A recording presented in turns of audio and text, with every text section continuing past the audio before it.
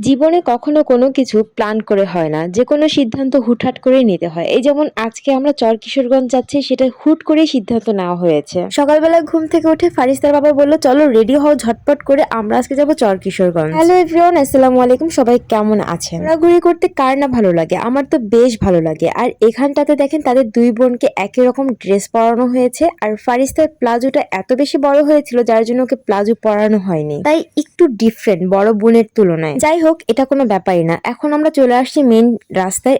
এখান থেকে আমাদের অটোতে উঠতে হবে যদি আমরা চরকিশোরগঞ্জ যেতে চাই। মুন্সিগঞ্জের বউ হয়ে যদি মুন্সিগঞ্জের পর্যটক কেন্দ্রগুলোতে নাই দর্শন করি তাহলে কিভাবে হবে?